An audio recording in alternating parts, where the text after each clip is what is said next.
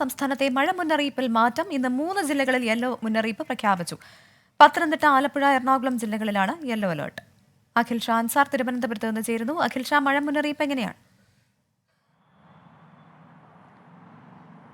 പ്രവിധ, ഇന്ന് ഉച്ചവരെ സംസ്ഥാനത്ത് മഴ മുന്നറിയിപ്പുകളൊന്നും തന്നെ ഉണ്ടായിരുന്നില്ല. കഴിഞ്ഞ ദിവസങ്ങളിലൊക്കെ മഴയ്ക്ക് അല്പം കുറവുണ്ടായിരുന്ന പശ്ചാത്തലത്തിലാണ് ഇന്ന് ഉച്ചവരെ കാര്യമായ മുന്നറിയിപ്പുകളൊന്നും ഉണ്ടാകാതെ ഇരുന്നത്. എന്നാൽ ഇപ്പോൾ ഉച്ചയോടുകൂടി തന്നെ സംസ്ഥാനത്ത് 3 ജില്ലകളിൽ യെല്ലോ അലർട്ട് പ്രഖ്യാപിച്ചിരിക്കുകയാണ് കേന്ദ്ര കാലാവസ്ഥാ വകുപ്പ്. പത്തനംതിട്ട, ആലപ്പുഴ, എറണാകുളം ജില്ലകളിലാണ് ഇത്തരത്തിൽ യെല്ലോ അലർട്ട് പ്രഖ്യാപിച്ചിട്ടുള്ളത്. ഈ ജില്ലകളിൽ ശക്തമായ മഴയ്ക്കുള്ള സാധ്യതയുണ്ടെന്നുള്ള പ്രവചനമാണ് കേന്ദ്ര കാലാവസ്ഥാ വകുപ്പിന്റെ ഭാഗമായി വരുന്നത്. ഒപ്പം സംസ്ഥാനത്ത് ആകെ ഒറ്റപ്പെട്ട ഇടങ്ങളിൽ ശക്തമായ മഴയ്ക്കുള്ള സാധ്യതയും കേന്ദ്ര കാലാവസ്ഥാ വകുപ്പ് പ്രവചിക്കുന്നുണ്ട്.